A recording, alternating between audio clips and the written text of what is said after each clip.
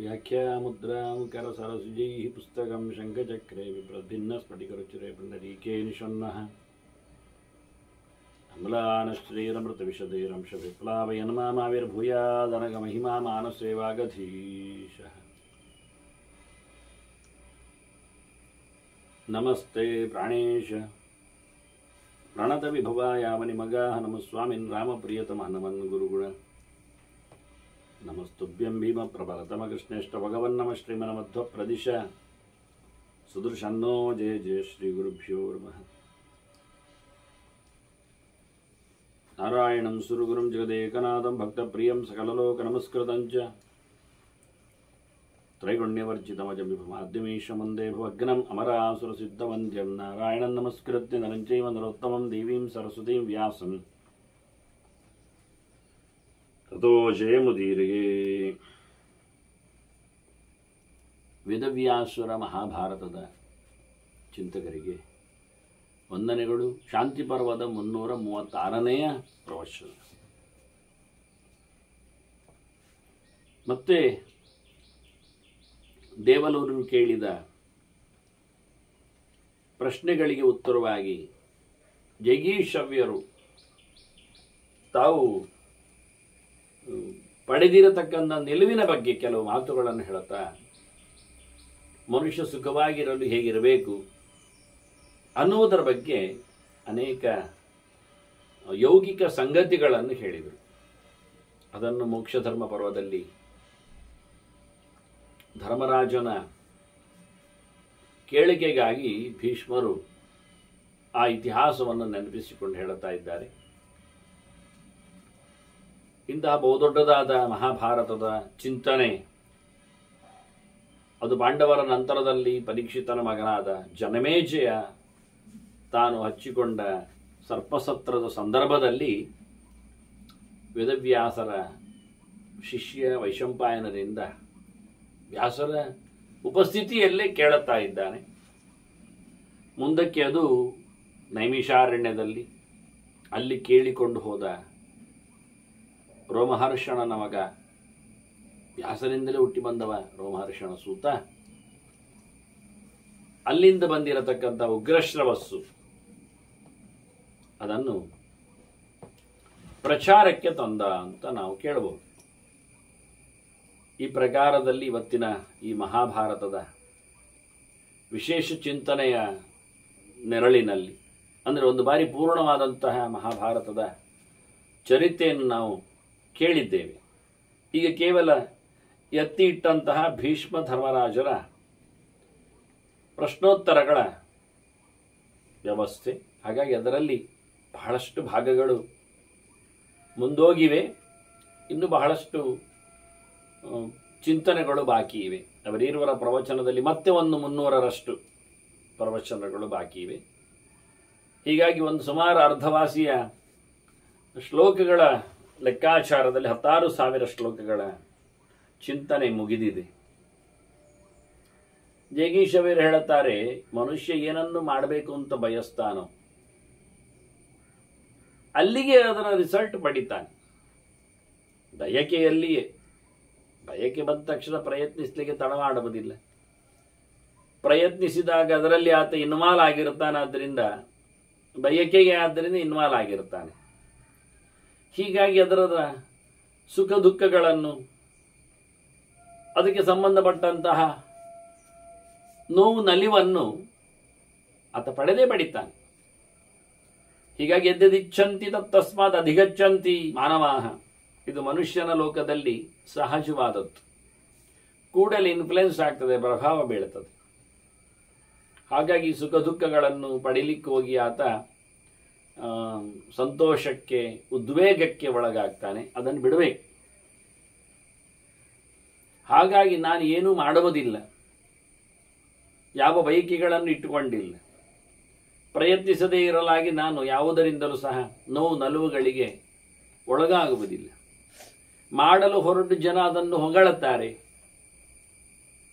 ಕೆಲವೊಮ್ಮೆ ಅದನ್ನು ಬೇಡ ಆದರೆ 2 ರೀತಿಯಿಂದ ನಿಂದೆ ಮಾಡುತ್ತಾರೆ. ಬೇಡ ಆದರೆ ಒಂದು, ನಮಗೆ ಮಾಡಲಿಕ್ಕೆ ಆಗಲಿಲ್ಲಲ್ಲ ಅಂತ ಹೇಳಿಕೊಂಡು ಸಂಕಟದಿಂದ ಬೈತಾರೆ. ಒಳ್ಳೆ ಕೆಲಸವೇ, ಆದರೂ ಬೈತಾರೆ. ವಿರೋಧಿಸ್ತಾರೆ, ದೂರ ಮಾಡ್ತಾರೆ. ಯಾಕೆ? ನಮ್ಮಿಂದ ಆಗಲಿಲ್ಲಲ್ಲ ಅದು. ಆಯ್ತು. ಮತ್ತೆ ಕೆಲವು ಸಮಾಜ ಅದಕ್ಕೆ ಇಷ್ಟ ಆಗದೇ ಇದ್ದಾಗ ಅದನ್ನು ದೂರ ಮಾಡುವುದುಂಟು. ಹೀಗಾಗಿ ನನಗೆ ಯಾವುದರ ಆರಂಭವೂ ನನ್ನಲ್ಲಿ ಇಲ್ಲದೇ ಇರಲಾಗಿ ನಮೇನಿಂದ ಪ್ರಶಂಸಾಭ್ಯಾಂ ಹ್ರಾಸವೃದ್ಧಿ ಭವಿಷ್ಯತ. ಜನ ಬೈತಾರೆ, ಜನ ಹೊಗಳುತ್ತಾರೆ ಅಂತ ಹೇಳಿಕೊಳ್ಳುವ ಮೂಲಕ ನನಗೆ ಕಮ್ಮಿ ಆಗುವುದು ಹೆಚ್ಚಾಗುವುದು ಅಂತ ಇಲ್ಲ. ನನಗೆ ಕೊರತೆ, ನನಗೆ ಮಿಗತೆ ಯಾವುದೂ ಇಲ್ಲ ಅಂದವ. ಮತ್ತೆ ನಿಜವಾಗಿ ಅದರ ಥೀಮ್ ಏನಂದರೆ, ಈ ಹೊಗಳಿದಾಗ ಮತ್ತು ತೆಗಳಿದಾಗ ಮನುಷ್ಯ ಹೇಗಿರಬೇಕೆನ್ನುವುದಕ್ಕೆ ಹಿಂದೆಯೂ ಬಂದಿದೆ ವಿದುರನ ಮಾತುಗಳಲ್ಲೆಲ್ಲ. ಅದರ ಮಗದೊಂದು ಪ್ರಕಾರದಲ್ಲಿ ಈತ ಹೇಳುತ್ತಾನೆ, ಅಮೃತಸ್ಯೇವ ಸಂತೃಪ್ಯೇತ್ ಅವಮಾನಸ್ಯ ತತ್ವವೈತ್. ಸಹಜವಾಗಿಯೇ ಮನುಷ್ಯ ಭಗವಂತನ ಎಚ್ಚರವನ್ನು ಸಂಪಾದನೆ ಮಾಡಿದ್ದರೆ ಹೊಗಳುವುದೆಲ್ಲ ಎಲ್ಲಿ ಹೋಗ್ತದೆ? ಆ ದೃಷ್ಟಿಯಿಂದ ದೇವರಿಗೆ ತಾನೆ. ತತ್ವಾಭಿಮಾನಿಗಳು ನೆಲೆ ನಿಂತು ಮಾಡಿಸಿದಾಗ, ಪ್ರಾಣಶಕ್ತಿ ಒಳಗಿದ್ದು ನಡೆಸಿಕೊಟ್ಟಾಗ, ಹೊಗಳಲು ತೆರಳಿದರೆ ಅದು ಒಂದು ಬಲದ ಕಾರ್ಯದಲ್ಲಿ ಆಗಿದ್ದರೂ ಬಲಾತ್ಮಕನಾದ ಪ್ರಾಣನ ಭಗವಂತನ ಬಲಂ ಬಲವತಾಮಸ್ಮಿ ಹೇಳಿಕೊಂಡದ್ದರ ಪ್ರಭಾವ, ವಿಭೂತಿಯ ಔಚಿತ್ಯ. ಅದು ಯಾವುದೇ ಬಲವೂ ಆಗ್ಬೋದು. ವಿದ್ಯೆಯ ಬಲ ಆಗ್ಬೋದು, ತಪಸ್ಸಿನ ಬಲ ಆಗ್ಬೋದು, ದುಡ್ಡಿನ ಬಲ ಆಗ್ಬೋದು. ಆ ದೃಷ್ಟಿಯನ್ನು ನೋಡಿಕೊಂಡು ಹೋದರೆ ಇದಕ್ಕೆಲ್ಲ ಕಾರಣರಾದವರು ಬ್ರಹ್ಮ, ಪ್ರಾಣ, ಸರಸ್ವತಿ ಭಾರತೀಯರು, ಗರುಡ ಶಿಷ್ಯ ರುದ್ರರು. ಇವರೆಲ್ಲ ಒಂದೊಂದು ಕೆಟಗರಿಯಲ್ಲಿ ನಿಂತು ವಿದ್ಯೆ ಆಗಲಿ, ವೇದ ಆಗಲಿ, ಪೌರುಷ ಆಗಲಿ, ಇವಕ್ಕೆಲ್ಲ ಪರಮೋಚ್ಚವಾದಂತಹ ಅಧಿಕಾರಿಗಳವರಾದ್ದರಿಂದ ಅವರು ನಿಂತು ಅವರ ವೈಭವದ ಒಂದು ಪ್ರಕಾರಗಳಿಂದಾಗಿ ಮನುಷ್ಯನಲ್ಲಂತಹ ಕೆಲಸ ಆಗಲಿಕ್ಕೆ ಹೋಗಿ ಹೊಗಳಿದಾಗ ನಾವು ಅವರ ಚಿತ್ರ ತೋರಿಸಬೇಕು, ನಮ್ಮ ಮುಸುಂಡಲ್ಲ. ಆಗ ಗರುಡನ ಮೊರೆಯೋ, ಹನುಮರ ಆಕಾರವೋ, ಶೇಷನ ಚಿತ್ರವೋ, ಪ್ರಾಣನ ಮೂರ್ತಿಯೋ ಎದುರು ಬರಬೇಕು. ಅದನ್ನು ಕಂಡವರು ಗಮನಿಸಿ ಹೊಗಳಿರಬೇಕು. ನಾವು ತಿಳ್ಕೊಂಡದ್ದು ನಮಗಿರಬಹುದು ಅಂತ, ಅದು ಇನ್ನೊಂದು ತಪ್ಪು. ಹೀಗೆಯೇ ತೆಗೊಳ್ಳುವಿಕೆಯಲ್ಲಿಯೂ ಆಯ್ತಾ, ಆಗ ಯಾರ ಮೋರೆ ತೋರಿಸಬೇಕು? ಅದೇ ನಮ್ಮಿಂದ ಕೆಟ್ಟ ಕೆಲಸ ಮಾಡಿಸಿದ ಕಾಲನೇಮಿಯಾದಿ ಅಸುರರನ್ನು ತೋರಿಸ್ಬೇಕು ನಿಜವಾಗಿ, ಪ್ರಭಾವಕ್ಕೊಳಗಾಗಿದ್ರೆ. ಆದರೆ ಇವನೇ ಅದನ್ನು ಇಷ್ಟಪಟ್ಟು ಮಾಡಿದರೆ ಇವನ ಮೋರೆಯನ್ನೇ ರಾಕ್ಷಸರನ್ನಾಗಿಸಿ ವಿಕಾರರನ್ನಾಗಿ ತೋರಿಸ್ಬೇಕು. ಮೋರೆಗೆಲ್ಲ ಬಣ್ಣ ಹಾಕಿ, ಕಿವಿಯನ್ನು ಸ್ವಲ್ಪ ಎಳೆದಿಟ್ಟು, ಹಲ್ಲನ್ನು ಸ್ವಲ್ಪ ಹೊರಗೆ ಹಾಕಿ, ನಾಲಿಗೆಯನ್ನು ಸ್ವಲ್ಪ ಉದ್ದ ಎಳೆದು, ಹೀಗೆಲ್ಲ ಮಾಡಿ ಕಣ್ಣನ್ನು ಬೋಳೆ ಮಾಡಿಸಿಕೊಂಡು ಮಾಡಬೇಕು ಮತ್ತೆ ಅಲ್ಲವಾ. ಹಾಗಾಗಿ ಮಾನಾಪಮಾನಗಳಿಗೆ ನಾವು ಹೇಗಿರಬೇಕು ಹೇಳಿದರೆ, ಅಮೃತಸ್ಯೈವ ಸಂತೃಪ್ಯೇತ್ ಅವಮಾನಸ್ಯ. ಹೀಗಾಗಿ ತತ್ವದ ಅರಿವಾಯ್ತಲ್ಲ, ತತ್ವಾಭಿಮಾನಿಗಳ ಎಚ್ಚರ ಆಯ್ತಲ್ಲ. ಈಗೇನಾಗ್ತದೆ? ಅವಮಾನ ಮಾಡಿದ್ರು ಸಹ ಅವನು ಏನು ಮಾಡಬೇಕು? ಅವಮಾನ ಆದ ತಕ್ಷಣ ಖುಷಿ ಪಡಬೇಕು, ಅಮೃತ ಕುಡ್ದಾಗೆ ದೂರಕ್ಕೆ ಹೋಗಬೇಕು, ಬಹಳ ಇಷ್ಟಪಟ್ಟಿರಬೇಕು. ಹಾಗಾದರೆ ಸನ್ಮಾನ ಮಾಡಿದರೆ ವಿಷದಂತೆ ಆಗಬೇಕು. ಅವರು ಇವತ್ತು ನಮ್ಮನ್ನು ಹೊಗಳುತ್ತಾ ಇದ್ದಾರೆ, ಎತ್ತರಕ್ಕೆ ಏರಿಸ್ತಾ ಇದ್ದಾರೆ ಅಂದರೆ ನಾಳೆ ಅವರು ಗ್ಯಾರಂಟಿ ನಮ್ಮನ್ನು ಯಾವುದೋ ಒಂದು ತಮ್ಮ ಸ್ವಾರ್ಥ ಕೆಲಸದಲ್ಲಿ ನಮ್ಮನ್ನು ಕೆಲಸಕ್ಕೆ ತೊಡಗಿಸಿ ಮುಳುಗಿಸ್ತಾರೆ ಅಂತ ಖಾತ್ರಿ. ಆದ್ದರಿಂದ ವಿಷಸ್ಯೇವ ಉದ್ವಿಜೇನ್ ನಿತ್ಯಂ ಸಮ್ಮಾನಸ್ಯ ವಿಚಕ್ಷಣ. ಬುದ್ಧಿಮಂತನು ಯಾರಾದರೂ ಸನ್ಮಾನ ಮಾಡಿದರೆ ಅಲ್ಲಿಂದ ಜಾರಬೇಕು. ಯಾಕೆಂದರೆ ಅದರಲ್ಲಿ ನಾಳೆ ಅವನದ್ದು ಜವಾಬ್ದಾರಿ ಜಾಸ್ತಿ ಆಗ್ತದೆ ಅಂತ ಅರ್ಥ. 10 ಜನರವನ್ನ ನೀನು ಕಿತ್ತು ನಿಲ್ಲಲಿಕ್ಕೆ ಬರಬಹುದು ಅಂತ ಅರ್ಥ. ಅವನೇ ತಾನಾಗಿಯೇ ಗೇಟು ತೆರೆದ ಹಾಗೆ, ಬಾಗಿಲು ತೆರೆದ ಹಾಗೆ, ತನ್ನನ್ನು ಹೊರಗೆ ತರಿಸಿಕೊಂಡ ಹಾಗೆ. ಆದ್ದರಿಂದ ಯಾವತ್ತೂ ಅಮೃತ ಯಾವುದು ಕೇಳಿದರೆ ಅವಮಾನ, ತಿದ್ದಿಕೊಳ್ಳಿಕ್ಕೆ ಆಗ್ತದೆ ತಪ್ಪಿದ್ರೆ. ಇಲ್ಲಾದರೆ ಹೇಳುವ ಅವಜ್ಞಾತಃ ಸುಖಂಶೇತಿ ಇಹ ಜಾಮುತ್ರ. ಅವಮಾನ ಆಗಿಬಿಟ್ರೆ ಉಂಟಲ್ಲ, ಅವನು ಆರಾಮವಾಗಿ ಇಲ್ಲಿಯೂ ಬದುಕ್ತಾನೆ, ಅಲ್ಲಿಯೂ ಬದುಕ್ತಾನೆ. ಯಾಕೆ ಇಲ್ಲಿಂದ ತಪ್ಪಿಸಿಕೊಳ್ಳಿಕ್ಕಾಗ ಅವನನ್ನು ಅವಮಾನ ಮಾಡಿ ಹೊರಗಿಡ್ತಾರೆ, ಹತ್ತಿರ ಬರಲಿಕ್ಕೆ ಬಿಡೋದಿಲ್ಲ. ಅಲ್ಲಿಗೆ ಅನುಕೂಲ ಆಯ್ತಾ? ಅವನಿಂದ ಇನ್ಯಾವುದು ಒಳ್ಳೆ ಕೆಲಸವೋ ಕೆಟ್ಟ ಕೆಲಸ ಆಗದೇ ಇರಲಿಕ್ಕೆ ಒಳ್ಳೆದಾಯ್ತಾ?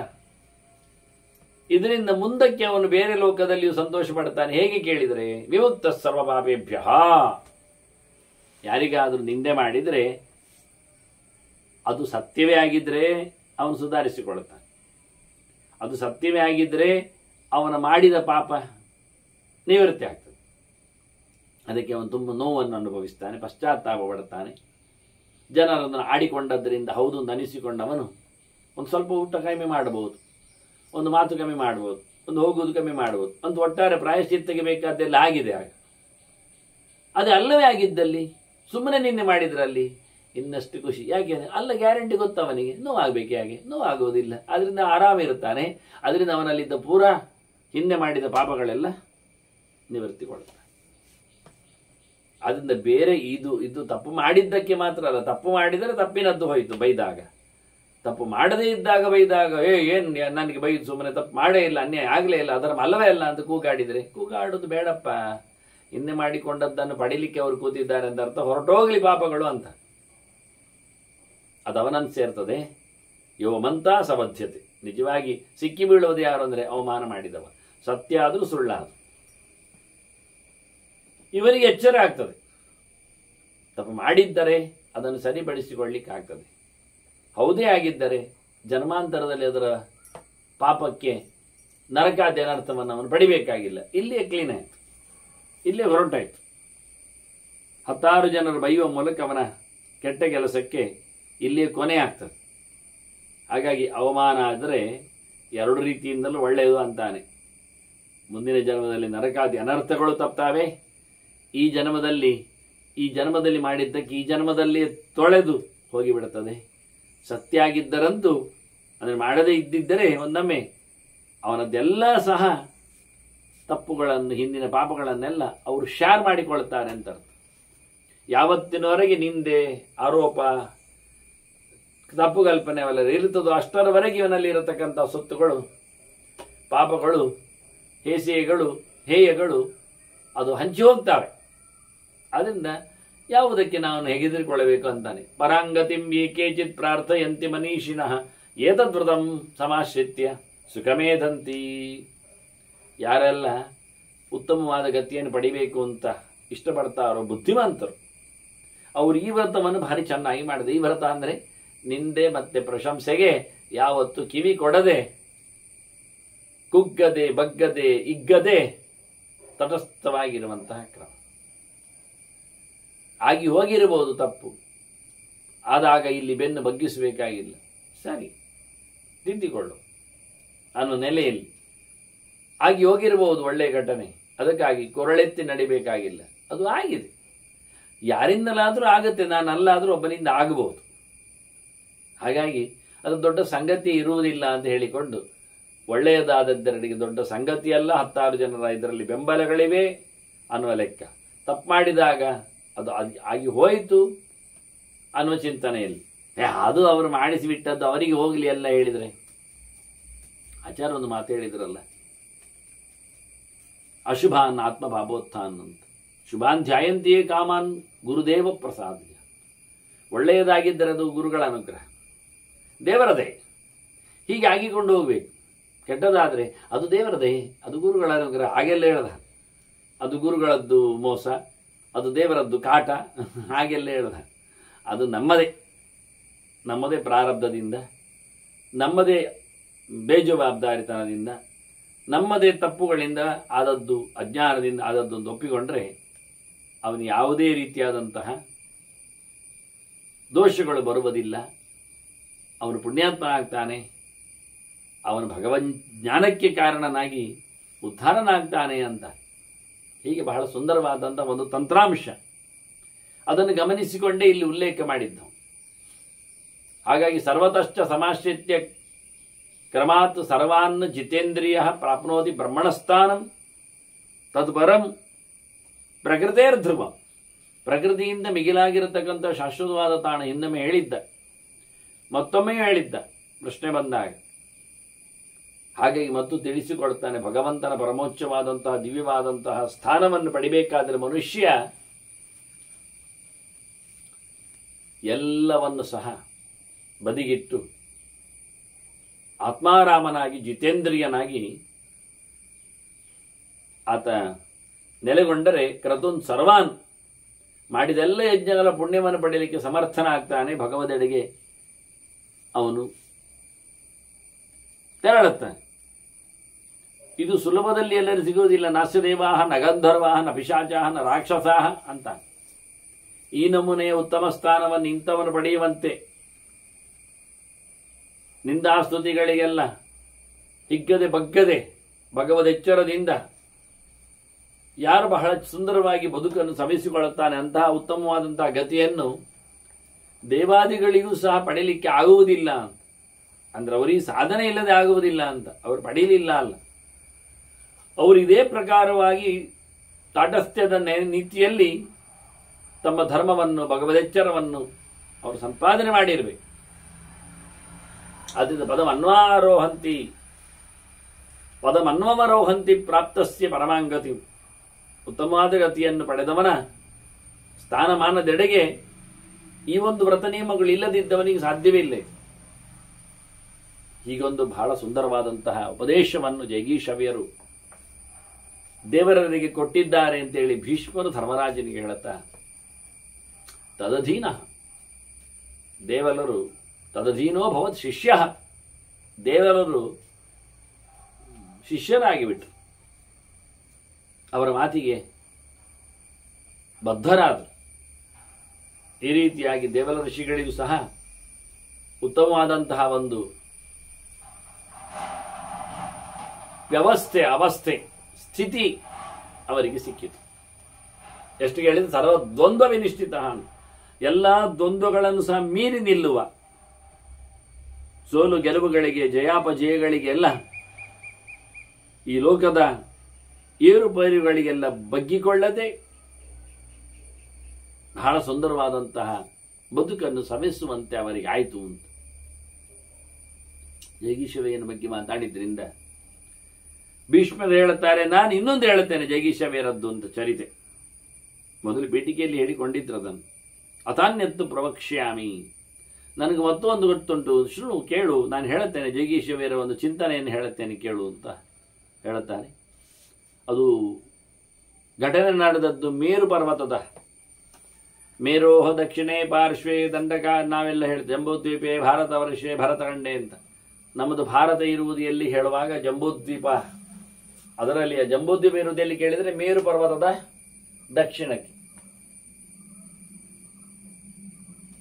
ಅಲ್ಲವಾ, ಈಚೆಗೆ ಬರಬೇಕಿನ. ಇದೀಗ ಮೇರೋರ್ ಉತ್ತರ ಪಾರ್ಶ್ವೇ, ಆಚೆ ಬದಿಯಲ್ಲಿ ಮೇರು ಪರ್ವತದ ಉತ್ತರದಲ್ಲಿ ಆದಂತಹ ಒಂದು ಘಟನೆ. ಆ ಸ್ಥಾನದಲ್ಲಿ ಬಹಳ ಬೇರೋರ್ ಉತ್ತರ ಪೂರ್ವೇತ್, ಕೇವಲ ಉತ್ತರ ಮಾತ್ರ ಅಲ್ಲ, ಉತ್ತರಕ್ಕಿಂತ ಸ್ವಲ್ಪ ಪೂರ್ವಕ್ಕೆ ಬಂದಾಗ ಆದ ಸ್ಥಾನದಲ್ಲಿ ಆದಂತಹ ಬಹಳ ದೊಡ್ಡದಾದ ಕಾಡು, ಬಹಳ ಚಂದವಾದ ಮರಮಟ್ಟುಗಳು, ಬಹಳ ಸುಂದರವಾದಂತಹ ಗಾಳಿ, ಒಳ್ಳೆಯ ಫಲಪುಷ್ಪಗಳ ವ್ಯವಸ್ಥೆ, ಎಲ್ಲ ಋತುಮಾನಗಳಿಗೆ ಅನುಗುಣವಾದಂತಹ ಒಂದು ವಾತಾವರಣ. ಇಲ್ಲಿ ರುದ್ರದೇವರು ಬಂದದ್ದು ಹೇಗೆ ನಾನಾ ಭೂತ ಗಣೈರ್ಯುಕ್ತ ಸರ್ವದೈವ ನಮಸ್ಕೃತ, ಎಲ್ಲರೂ ನಮಿಸಿದ್ದಾರೆ ಬಂದು. ಅಂತಹ ಅದ್ಭುತವಾದ ವ್ಯಕ್ತಿತ್ವವುಳ್ಳವ, ಎಲ್ಲ ಅವನ ಪಡೆಗಳ ಜೊತೆಯಲ್ಲಿ ವಿಚಿತ್ರವಾದಂತಹ ಅವನ ಜೊತೆಯಲ್ಲಿರೋ ಪಡೆಗಳು, ಭೂತಗಳು, ಪ್ರೇತಗಳು, ಯಕ್ಷರು, ರಾಕ್ಷಸರು, ಪಿಶಾಚಗಳು, ಹೀಗೆ ಎಲ್ಲ ದೇವತೆಗಳನ್ನು, ವಿದ್ಯಾಧರರು, ಗಂಧರ್ವರು, ಅಪ್ಸರೆಯರು, ಇವರೆಲ್ಲರೂ ಮಣಿದಿದ್ದಾರೆ. ಜೊತೆಯಲ್ಲಿ ಲೋಕಪಾಲಾಹ ಸಮುದ್ರಾಶ್ಚ ನದ್ಯಶ್ಚ ಇವ ಸಾರಾಂಶಿಚ, ನದಿ ದೇವತೆಗಳು, ಸರೋವರದ ದೇವತೆಗಳು, ಸಮುದ್ರದವರು, ಲೋಕಪಾಲಕರು, ಎಲ್ಲ ದೇವತೆಗಳು ಮೂರ್ತಿವಂತರಾಗಿ ಬಂದು ಮಹಾರುದ್ರದೇವನ ಸೇವೆಯನ್ನಲ್ಲಿ ಬಂದಾಗ ನಡೆಸಿಕೊಟ್ಟಿದ್ದಾರೆ. ಅವರೆಲ್ಲ ಸೇರಿದ್ದಾರೆ ಅದರೊಟ್ಟಿಗೆ ಉಳಿದವರು ಸಹ ಬಂದಿದ್ದಾರೆ. ಋಷಯ ವಾಲಕಿಲ್ಯಾಶ್ಚ, ದೊಡ್ಡ ದೊಡ್ಡ ಋಷಿಗಳು, ಬಹಳ ಸಣ್ಣದ ಋಷಿಗಳು, ಮತ್ತೆ ವಾಲಕಿಲ್ಯರು, ಯಜ್ಞ ಸ್ತೋಭಾಹ್ವಯಾಸ್ತದ ಯಜ್ಞದ ದೇವತೆಗಳು, ಮಂತ್ರಾಭಿಮಾನಿ ದೇವತೆಗಳು, ಇವರೆಲ್ಲರೂ ಸಹ ಉಪಾಸಾಂಚಕ್ರರೇ ದೇವಂ ಪ್ರಜಾನಾಂ ಪತಯಸ್ತದ. ಅಷ್ಟೇ ಅಲ್ಲದೆ ಪ್ರಜಾಪತಿಗಳು ಬಂದಿದ್ದಾರೆ. ದಕ್ಷ,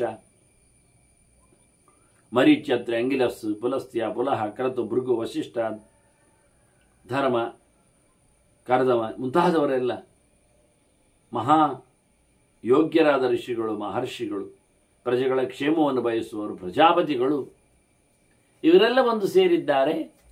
ಅಲ್ಲಿಗೆ ರುದ್ರದೇವರು ಹೇಗಿದ್ರು ಬಂದವರು. ತತ್ರ ರುದ್ರ ಮಹಾದೇವ ದೇವ್ಯಾಚೈವ ಸಹ ಉಮಯ, ಪಾರ್ವತಿಯ ಜೊತೆಯಲ್ಲಿ ಉಮಾ ಬಂದಿದ್ದಾಳೆ. ಉಮಾ ಅಂದ್ರೆ ಸೆಕೆಂಡ್, ಎರಡನೇ ಸಾರಿ ಮದುವೆ ಆದವಳು. ಮೊದಲನೇ ಸಾರಿ ಅವರು ದಕ್ಷನ ಮಗಳಾಗಿ ಹುಟ್ಟಿದ್ದು ಸತಿ ಅಂತ, ದೊಡ್ಡವಳಾಗಿ ಹುಟ್ಟಿದ್ದು. ಅಲ್ಲಿ ದಕ್ಷನು ವೈಮನಸ್ಯದಿಂದ ಎಲ್ಲರನ್ನು ಕರೀಲಿಲ್ಲ ತನ್ನ ಯಜ್ಞಕ್ಕೆ. ಆದಾಗ ಎಲ್ಲರನ್ನೂ ಕರೆದಿದ್ದಾನೆ, ಶಿವನನ್ನು ಕರೆಯಲಿಲ್ಲ ಆಗ. ಹಾಗಾಗಿ ಸತಿಯಲ್ಲಿ ಹೋಗಿದ್ಲು, ಅವಮಾನ ಆಯಿತು. ಅದಕ್ಕೆ ಅಲ್ಲೇ ದೇಹ ತ್ಯಾಗ ಮಾಡಿದ್ದು. ಇವ ಅವಳ ಭಸ್ಮವನ್ನು ಮೈಗೆ ಹಾಕ್ಕೊಂಡ ಪ್ರೀತಿ ವಿಶೇಷದಿಂದ. ಅವಳ ಅಸ್ಥಿಯ ಮಾಲೆಯನ್ನು ಹಾಕ್ಕೊಂಡ ಇವ, ಸತಿದೇವದ ಅಸ್ಥಿಯ ಮಾಲೆ. ಹೀಗಾಗಿ ಶಿವನ ವಿಕಾರವಾದ ರೂಪ ಪ್ರೀತಿ ವಿಶೇಷದಿಂದ ಅಚ್ಚುಮೆಚ್ಚಿನ ಮಡದಿ ಅನಾಮತ್ತಾಗಿ ಸತ್ತಲಲ್ಲ ಅಂತ ಹೇಳಿಕೊಂಡು ಅವಳನ್ನು ತನ್ನ ಮೈ ಮೇಲೆ ಹೊತ್ತುಕೊಂಡು ತಿರುಗುವುದು ಹಾಗೆ ಮಾಡಿಕೊಂಡ. ಹೆಣ್ಣು ಹೊತ್ತುಕೊಂಡು ತಿರುಗಿದ್ದು ಪಿಕ್ಚರ್ ತಪ್ಪದು. ಅದಕ್ಕೆ ನಾನು ಇದನ್ನು ಕ್ಲಾರಿಫಿಕೇಶನ್ ಕೊಟ್ಟದ್ದು. ಅವಳು ಯೋಗಾಗ್ನಿಯಿಂದ ತನ್ನನ್ನು ಭಸ್ಮ ಮಾಡಿಕೊಂಡಿದ್ದಾಳೆ. ಇದು ದಕ್ಷ ಕೊಟ್ಟ ದೇಹ ಅಂತ ಹೇಳಿ ಸುಟ್ಟುಕೊಂಡಿದ್ದಾಳೆ. ಹಾಗಾಗಿ ದೇಹ ಸುಟ್ಟೋದ ಬಳಿಕ ಅಸ್ಥಿಯನ್ನು ಈತ ಮಾಲೆ ಮಾಡಿಕೊಂಡಿದ್ದಾನೆ. ಅದರೊಟ್ಟಿಗೆ ಭಸ್ಮವನ್ನು ಮೈಗೆ ಹಚ್ಚಿಕೊಂಡಿದ್ದಾನೆ. ಒಂದು ಚೂರು ಅವಳದ್ದು ಬಿಡಬಾರದು ಅಂತ, ಮತ್ತೆ ಶೇಷ ಉಳಿಯದಂತೆ ಅಂತ ಇರಲಿ. ಇವನು ಈಗ ಎರಡನೇ ಸರ್ತಿ ಹುಟ್ಟಿದ್ದಾಳ ಅವಳು, ಪಾರು, ಪರ್ವತ ರಾಜಕುಮಾರಿಯಾಗಿ ಪಾರ್ವತಿ. ಬಹಳ ಕಠೋರವಾದ ಕೊನೆಗೆ. ಮೊದಲು ತಪಸ್ಸು ಮಾಡಿಲ್ಲ ಅವಳು. ಅವಳಿಗೆ ಹುಟ್ಟಿದಾಗಲೇ ಮಾತು ಕೇಳಿತ್ತು, ತಪಸ್ಸು ಮಾಡದೆ ಶಿವ ಒಲಿಯುವುದಿಲ್ಲ ಅಂತ. ಇವಳು ತಾನು ಚಂದ ತುಂಬ ಇದ್ದೇನೆ, ನನ್ನದೆಲ್ಲ ಪ್ರೀತಿ ವಿಶೇಷದಿಂದ ಹಳೆಯ ದೇಹದ ಸೊತ್ತುಗಳನ್ನೆಲ್ಲ ಹೊತ್ತುಕೊಂಡವನೀಗ ನನಗೆ ಹತ್ತಿರ ಬಾರದಿರುತ್ತಾನಂತೇಳಿ ಅವಳು ಸ್ವಲ್ಪ ಗರ್ವ ಮಾಡಿಕೊಂಡು ಶಿವನ ಬಗ್ಗೆ ಸಲೀಸಾಗಿ ಸಿಗ್ತಾನೆ ಅಂತ. ಹಾಗೆ ಕೆಲವರಿಗೆಲ್ಲ ಇರ್ತದೆ ಅದು. ಹಾಗೆಯೇ ತಪಸ್ಸು ಮಾಡಲಿಕ್ಕೆ ಹೋಗಲಿಲ್ಲ ಅವಳು. ಕೊನೆಗೆ ಅವನ ಕಟ್ಟುನಿಟ್ಟು ಕತೆ ಕೇಳಿ ಮತ್ತೆ ಅವಳು ಘನಘೋರವಾದ ತಪಸ್ಸು ಮಾಡಿಕೊಂಡ್ಳು. ಆಗ ತಾಯಿ ಹಾಗೆಲ್ಲ ಏನು ತಿನ್ನದೆ ಏನು ಇಲ್ಲದೆ ಹೀಗೆಲ್ಲ ನಿರಂತರವಾದ ತಪಸ್ಸು ಮಾಡೋದು ಭಾಳ ಒಳ್ಳೆಯದಲ್ಲ ಹುಡುಗಿಯರು ಅಂತೇಳಿ ಮಾ ಅಂದು. ಮಾ ಅಂದರೆ ಬೇಡ, ಅಂದರೆ ಓಯ್ ಅಂತ, ಓಯ್ ಬೇಡ ಅಂತ. ಓಯ್ ಬೇಡ ಹೇಳಿದ್ದೆ ಅವಳ ಹೆಸರಾದದ್ದು, ಮತ್ತೆ ನಿಕ್ನೇಮ್ ಮಾ ಅಂತ ಇರಲಿ ಅದು ಅರ್ಥ. ಹೀಗಾಗಿ ಉಮೆ ಜೊತೆಯಲ್ಲಿ ಬಂದಿದ್ದಾನವ ಮಹಾರುದ್ರದೇವ. ಬಹಳ ಅದ್ಭುತವಾದಂಥ ವ್ಯಕ್ತಿ. ಜೊತೆಯಲ್ಲಿ ಪಾರ್ವತಿಯ ಜೊತೆಯಲ್ಲಿ ಬರುವಾಗ ಆಸ್ತೆ ವೃಷಧ್ವಜ ಶ್ರೀಮಾನ್ ಸೋಮ ಸೂರ್ಯಾಗಿಲೋಚನ, 3 ಕಣ್ಣಿನವ. ಆ 3 ಕಣ್ಣು ಚಂದ್ರ ಸೂರ್ಯ ಬೆಂಕಿಯಂತೆ ಉಂಡೆಗಳು ವೃಷದ ಮೇಲೆ ಕೂತಿದ್ದಾನೆ. ಇದು ಬಹಳ ಅದ್ಭುತವಾದದ್ದು. ತುಂಬ ಚಿಂತನೆಗಳಿವೆ ಅದರಲ್ಲಿ. ಒಂದ್ಸತಿ ತ್ರಿಪುರಾಸುರರ ಸಂಹಾರಕ್ಕೋಸ್ಕರ ಆತ ಹೋರಾಟಕ್ಕೆ ನಿಂತಾಗ ಅವನು ಕುಸಿತಾನೆ, ಆಗಲಿಲ್ಲ. ಆಗ ಅವನ ರಥವನ್ನು ಭಗವಂತ ವೃಷನಾಗಿ ಎತ್ತುವಾಗಿ ಬಂದು ಎಬ್ಬಿಸಿರ್ತಾನೆ, ಕೊಂಬಿನಿಂದ ಎತ್ತಿಡಿತಾನೆ. ಹಾಗೆ ಹೋರಾಟ ಮಾಡಲಿಕ್ಕೆ ಬಿಟ್ಟುಕೊಡ್ತಾನೆ. ಹಾಗೆ ನಾರಾಯಣನು ಸರ್ವಾಧಾರನಾದ ಭಗವಂತ ಶಿವನಿಗೆ ಸಂಹಾರದ ಹೊತ್ತಿನಲ್ಲಿ ತಾನು ಆಧಾರನಾಗಿ ನಿಂತು ನಮಗೆಲ್ಲ ನೆಗಾಡಲಿಕ್ಕೆ ಬರ್ತದೆ. ಯಾಕೆಂದರೆ ಹೊತ್ತವನು ಯಾವಾಗಲೂ ಕೆಳಗಿನವನು, ಮೆರೆದವನು ಯಾವಾಗಲೂ ಮೇಲಿನವನು. ನೋಡಿ ಪಾಲಕಿ ಹೇಗೆ ನೋಡಿ, ಪಾಲಕಿ ಹೊತ್ತುಕೊಳ್ಳೋದು ಯಾರು? ಹೌದಲ್ಲ? ಮತ್ತೆ ಪಾಲಕಿಯ ಮೇಲೆ ಕೂತವನು ಮಾಲೀಕ ಅಲ್ವ? ಹೌದು. ಮತ್ತೆ ಪಾಲಕಿ ಹೊತ್ತವನು ಕೆಲಸದವಲ್ವ? ಮತ್ತೆ ರೌಗಣ ಚರಿತ್ರೆ ಎಲ್ಲ ಉಂಟಲ್ಲ? ಹೌದು. ಹಾಗಾದರೆ ಚಟ್ಟ ಹೊತ್ತಾಗ ಹೆಣ ಮೇಲೆ ಅದು ಅದು ಅದು ತಂದೆ ತಾಯಿಗಳದಾಗಿ, ತಂದೆ ತಾಯಿ ಇಲ್ಲಲ್ಲ, ಅಲ್ಲಿ ಜೀವ ಹೋಗಿದಲ್ಲ, ಅದು ಹೆಣವೇ ಅಲ್ವ? ಹೆಣ ಹೊತ್ತಾಗ ಕೆಳಗಿನವ ಸಣ್ಣವ, ಹೆಣ ಮೇಲಿನದ್ದು ಭಯಂಕರ, ಅದಕ್ಕೆ ದೊಡ್ಡದು ಅಂತ ಅರ್ಥವ. ಮತ್ತೆ ಹಾಗಾದರೆ ತಂದೆ ಹೊತ್ತಿದ್ದಾನೆ ಮಗುವನ್ನು, ತಂದೆ ಕೆಳಗಿನವ ಅಲ್ವಾ? ಮಗು ಮೇಲಿನದ್ದು. ನಿಮ್ಮ ಪ್ರಕಾರದಲ್ಲಿ ಹೊತ್ತದ್ದೆಲ್ಲ ಮೇಲಿದ್ದಲ್ವ? ಉತ್ಸವಕ್ಕೆ ತೋರಿಸುವಾಗ ಸಂತೆಯಲ್ಲಿ ಇವತ್ತು ಬಿಜಾಪುರದ ಘಾಟಿಗಳೆಲ್ಲ ಮಕ್ಕಳ ನೆಗಲ ಮೇಲೆ ಹೊತ್ಕೊಂಡು ಹೋಗ್ತಾರೆ, ಸಂತೆಯಲ್ಲಿ ಉತ್ಸವದಲ್ಲಿ ಎಲ್ಲ. ಆಗ ಮಕ್ಕಳು ದೊಡ್ಡವರು, ಅವರು ಕೆಳಗಿನವರು. ಹೊತ್ತುಕೊಳ್ಳುವುದು 2 ದೃಷ್ಟಿಯಿಂದ ಮಾರ್ಯಾರೆ. ಒಂದು, ನಡಿಲಿಕ್ಕೆ ಆಗುವುದಿಲ್ಲ, ಕಾಣಲಿಕ್ಕೆ ಬರುವುದಿಲ್ಲ, ಅಶಕ್ತತೆ ಇದೆ, ರೋಗಿಯನ್ನು ಹೊತ್ಕೊಂಡು ಹೋಗ್ತಾರೆ. ಅದನ್ನು ಹೊತ್ಕೊಂಡ ತಕ್ಷಣ ಹೊತ್ತವ ಕೆಳಗಿನವ, ಮೇಲಿದ್ದವ ದೊಡ್ಡವ ಅಂತೆಲ್ಲ ಹೇಳಬೇಡಿ. ಹಾಗೆ ಕೂರ್ಮ ಇಡೀ ಬ್ರಹ್ಮಾಂಡವನ್ನೇ ಹೊತ್ತಿದೆ. ವಿಷ್ಣು ಕೂರ್ಮ, ವಾಯು ಕೂರ್ಮ. ವಿಷ್ಣು ಕೂರ್ಮ ವಾಯುಕೂರ್ಮವನ್ನು ಹೊತ್ತಿದೆ, ವಾಯುಕೂರ್ಮ ಶೇಷನನ್ನು ಹೊತ್ತಿದೆ, ಶೇಷ ಬ್ರಹ್ಮಾಂಡ ಹೊಂದಿದೆ. ನೋಡಿ, ಒಬ್ಬರ ಮೇಲೆ ಒಬ್ಬರ ಭಾರ ನೋಡಿ. ಬ್ರಹ್ಮಾಂಡ ಭಾರ ಅದು ಶೇಷನಿಗೆ 1000 ಹೆಡೆಯಲ್ಲಿ ಒಂದು ಹೆಡೆಯಲ್ಲಿ ಒಂದು ಸಣ್ಣ ಸಾಸಿವೆ ಕೂತಾಗಂತೆ. ಬ್ರಹ್ಮಾಂಡ ಭಾರ ಅವನಿಗೊಂದು ಸಾಸಿವೆ. ಹಾಗಾದರೆ ಶೇಷ ಹೇಗಿರಬೇಡ, ಯೋಚನೆ ಮಾಡಿ. ಅವನಿಗೆ 1000 ಹೆಡೆಯಲ್ಲಿ ಒಂದು ಹೆಡೆಯಲ್ಲಿ ಕೂತ ಒಂದು ಸಾಸಿವೆ ಕಾಳಿನಂತೆ ಬ್ರಹ್ಮಾಂಡ ಅನಿಸಿದೆ ಅಂದಾಗ ಅವನ ಉಳಿದ ತಲೆಗಳ ಲೆಕ್ಕಾಚಾರ ಮಾಡಿ ಅವನ ಭಾರ ಲೆಕ್ಕ ಹಾಕಿ ಅವನ ತಲೆಯಲ್ಲಿ ಬ್ರಹ್ಮಾಂಡ ಒಂದು ಸಾಸಿವೆ. ಹಾಗಾದ್ರೆ ಅವನ ತಲೆಯಲ್ಲಿ ಎಷ್ಟು ಸಾಸಿವೆ ಹಿಡಿಯೋದು ಯೋಚನೆ ಮಾಡಿ. ಅಂಥದ್ದು 1000 ತಲೆ ಬೇರೆ ಉಂಟು, ಮತ್ತು ಅದಕ್ಕೆ ಸರಿಯಾದ ಮೈ ಉಂಟು. ಇಷ್ಟೆಲ್ಲ ಕೂತದ್ದೆಲ್ಲಿ ಕೇಳಿದರೆ ವಾಯುಕೂರ್ಮದ ಮೇಲೆ. ಆ ವಾಯುಕೂರ್ಮ ವಿಷ್ಣುಕೂರ್ಮದ ಮೇಲೆ ಕೂತಿದ್ದು ನೋಡಿ. ಅಷ್ಟನ್ನು ಹೊತ್ತುಕೊಳ್ಳುವ ವಾಯುಕೂರ್ಮ ಹೇಗಿರಬೇಡ, ಅದನ್ನು ಹೊತ್ತುಕೊಂಡು ವಿಷ್ಣು ಇದ್ದಾನೆ.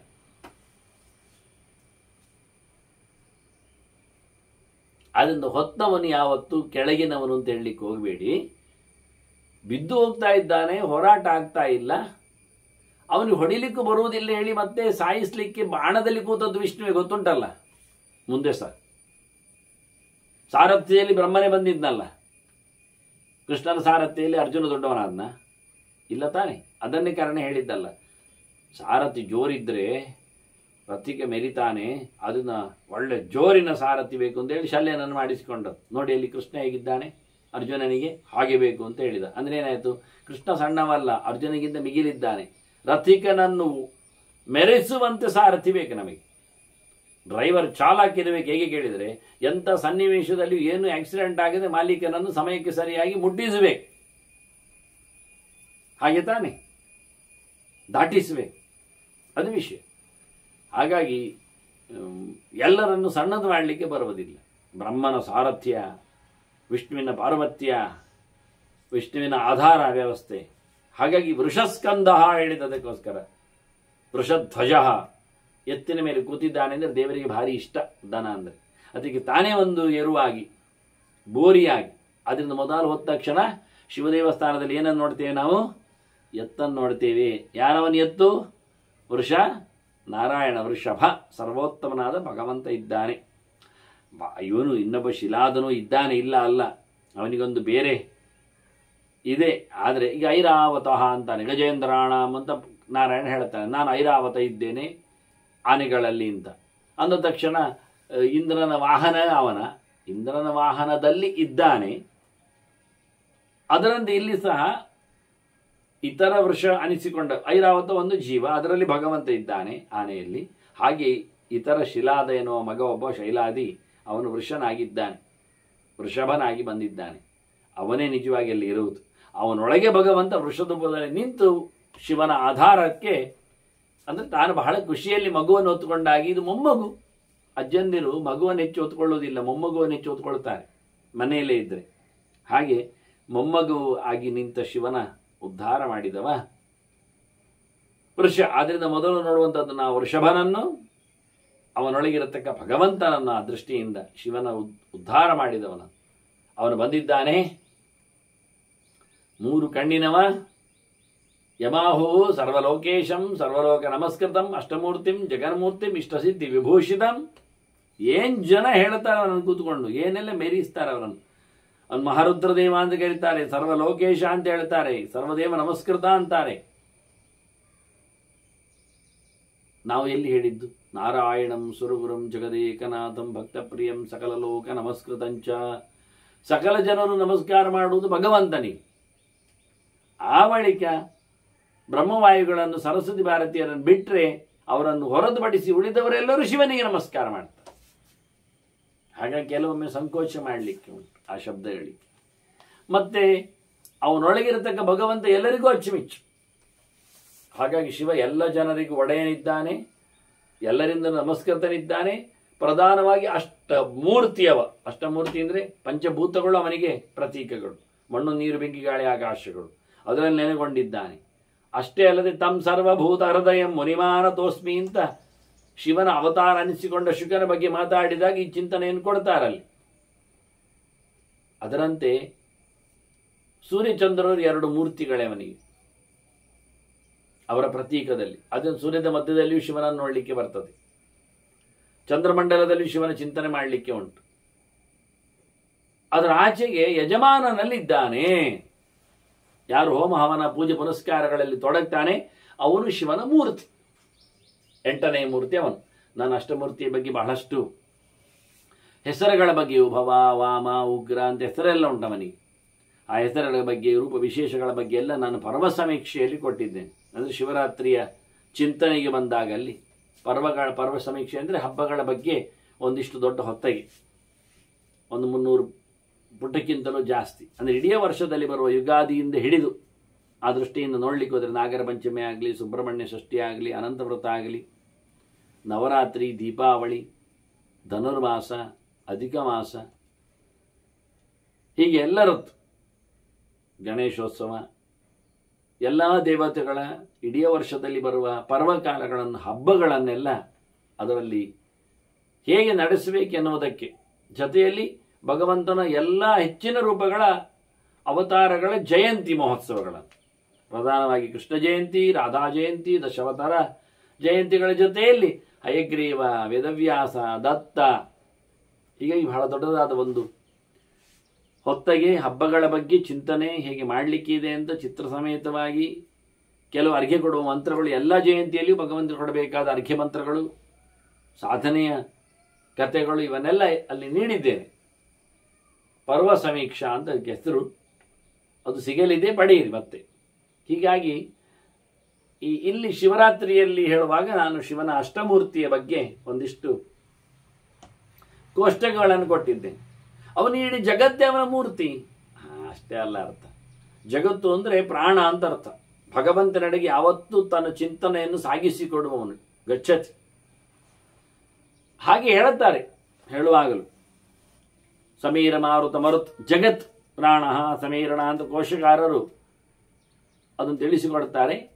ಇಡೀ ಜಗತ್ತು ಅವನ ಅಧೀನ ಆದ್ದರಿಂದ, ಅವನ ಒಡೆತನಕ್ಕೆ ಸೇರಿದ್ದರಿಂದ, ಅವನ ಮನೆಯಾದ್ದರಿಂದಲೂ ಸತ್ಯವೇ. ವಿಶ್ವೋ ವಾಯು ಸಮುದ್ದಿಷ್ಟ ಹೇಳುವಾಗ ವಿಶ್ವ ಶಬ್ದವು ಜಗತ್ತನ್ನು ಉಲ್ಲೇಖ ಮಾಡಿದ್ರೆ ಸರಿ ಆಯ್ತಲ್ಲ. ಅಂದ ಪ್ರಾಣನಿಂದ